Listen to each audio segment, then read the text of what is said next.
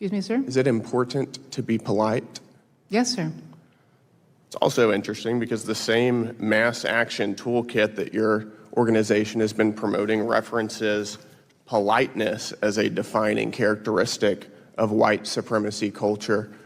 Ma'am, are you a white supremacist? No, sir. You're not.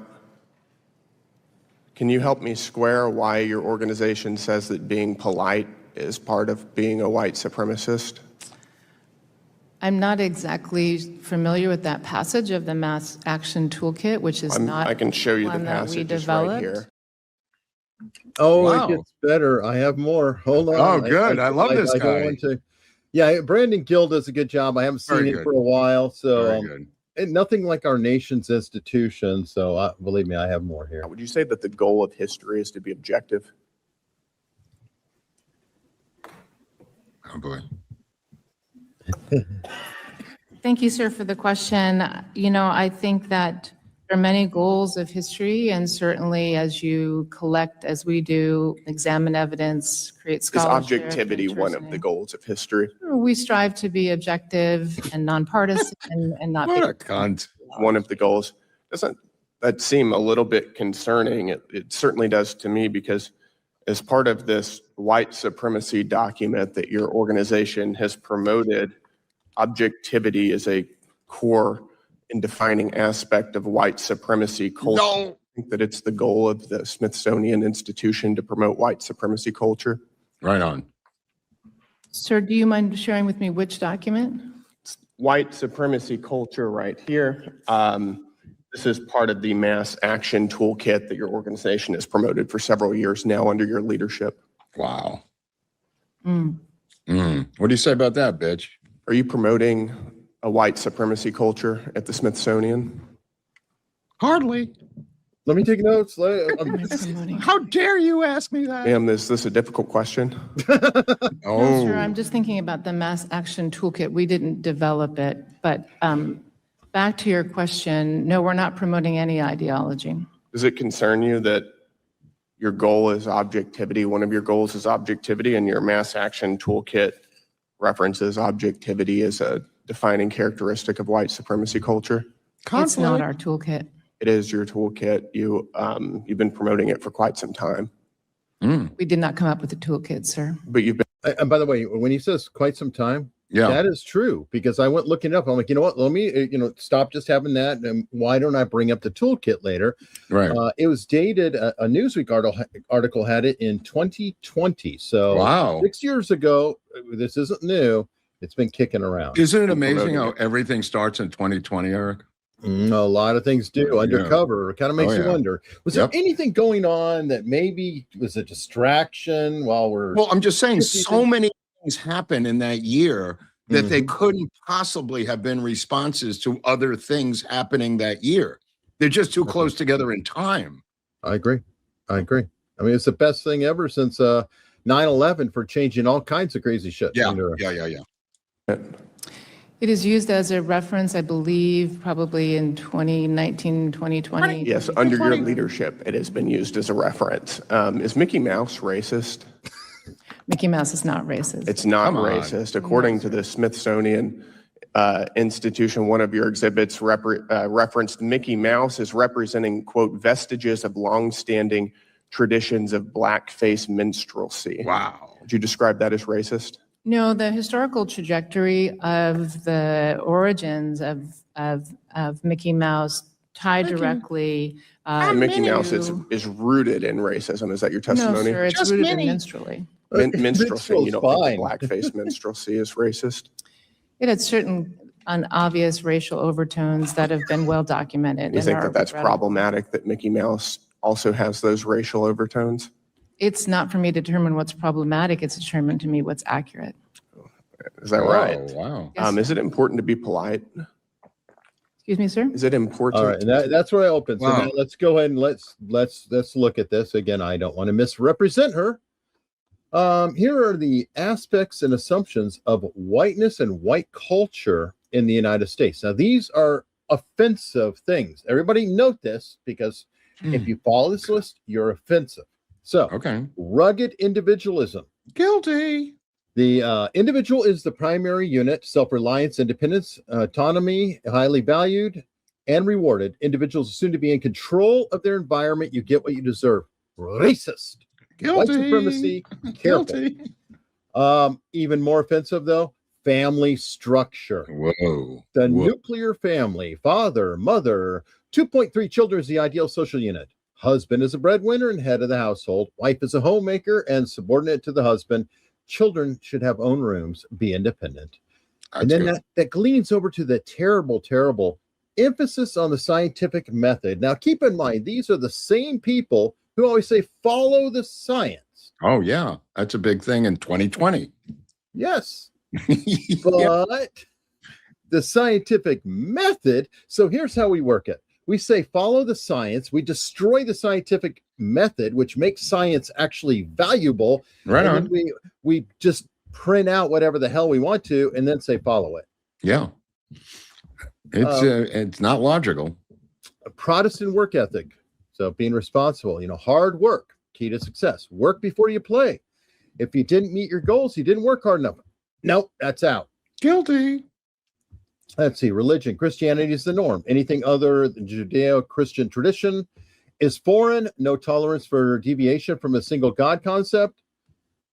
Whatever. I mean, we are in America. No tolerance. I mean, who does that? We have separation of church and state. Where is the lack of tolerance? Oh, we have more tolerance for the Satanists who put up statues around the country, or the Hare Krishners or the Tulsi Gabbard cult in Hawaii. Well, there is that, or the Manson cult. No, I guess they did get locked up. Status, power, and authority. Wealth equals worth. Your job is who you are. Respect authority. I like how they put in respect authority. These things that they slip in there are like guidelines to getting by in society and being successful, and that's just evil. So you might as well just say society is evil. Yeah. The current society, not the one we're going to build after we destroy this one. Oh, yeah. Well, by the way, I've been looking into it. I have the DSA list too. That's a great list. Like going into it. I do. I was like, you know what? Hey, Grok, can you just spit it out? What the elements are? I do have the PDF as well, but it is right along the same line here. But they're the ones who wrote this thing. Oh yeah. Yeah. 100%. In the cloud and the fog of war, that being the COVID war on us by the Chinese, they moved in there with this with these documents. Yeah, they did. Okay, it's got status, power, and authority. We got future orientation, plan for the future, delayed gratification. Progress is always best. Tomorrow, these are like how to be a responsible adult. Yeah. Can't have that. Time. And you know why they don't want that? Every single thing they're attacking the most is independence. People who follow this also independent. Also structure, Eric. Actual societal structures of being on time, all of these things they're trying to dismantle. The family's a structure. Yeah. It's also about structure. I just wanted to point out. No, you're right. 100%. And time right there. Follow rigid time schedules. Yeah. Time viewed as a commodity. It's viewed as a structure that they don't want to be hampered by any structures. I agree. And by the way, time is the absolute commodity. Time is the only thing that we can't control. We run out of time, period. Every single human on the planet will eventually run out of time. Okay, gender and sexuality are highlighted by your museum. The poster behind me shows an exhibit called Entertainment Nation on display now. Do you think these exhibits behind me are appropriate for children? Man, these are tough questions for her. So I recognize some of the Look at this. the images from Entertainment Smithsonian. Nation and from, I think, some other sources. But let me, I think, tell you what I think is most important. Ma'am. No, we don't care about that, lady. Pictures of bondage.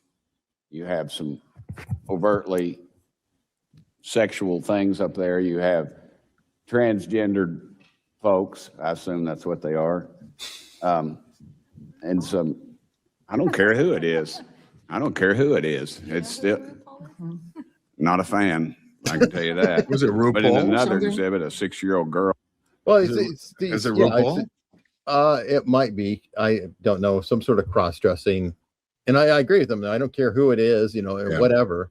But now he's getting into the little girl. Their exhibit, a 6-year-old girl asks why she doesn't have male genitalia. Do you really think that content is appropriate for children?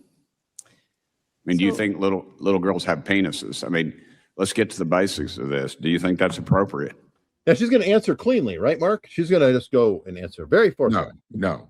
Oh, okay. So, sir, I believe the exhibition and project you're referring to is Girlhood, It's Complicated, which was a temporary exhibit in our museum that closed, I believe, in 2020. Ma'am, I didn't ask you that. I asked you, do you think, is it appropriate? So in that exhibit, sir, with permission of the author, we shared a 13-year-old's diary, which I believe is what you're discussing. And in that diary, they wrote about sleepovers and Latin class and math exams. Ma'am, do you think that's Also, appropriate? they're- I appreciate this. also We're they're limited on wrestling. time, ma'am. Do you think that's appropriate? Do you think that is appropriate for a Yeah. child to see? Yes or no? I understand your question, sir. but- No, you don't. You're not answering. You're just running on, ma'am. And I appreciate your hospitality, but the reality is you are not answering the questions. You're funded by taxpayers, and the taxpayers would like to know, is that appropriate? So, sir, Girlhood, It's Complicated was not designed for children. It had a label in the beginning of the exhibition that shared with parents about some of the topics that would be covered.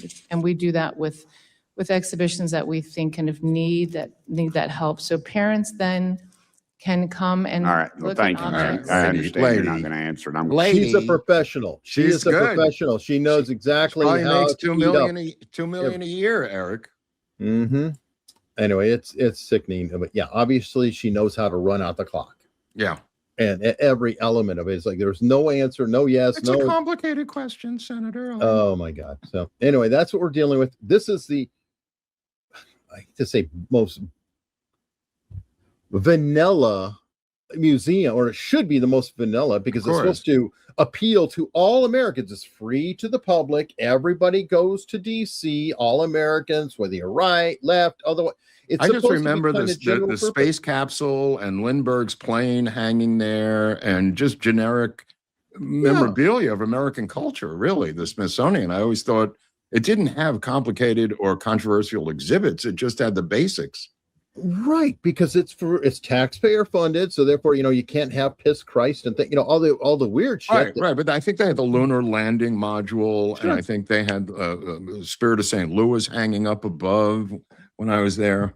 Yeah, and well, they had like if I recall when I was there, they had a great cargo ship display. It was very interesting about how they changed the world with all the cargo ships and the transportation, and they had technology showing like the inventions through time with them, all kinds of good stuff.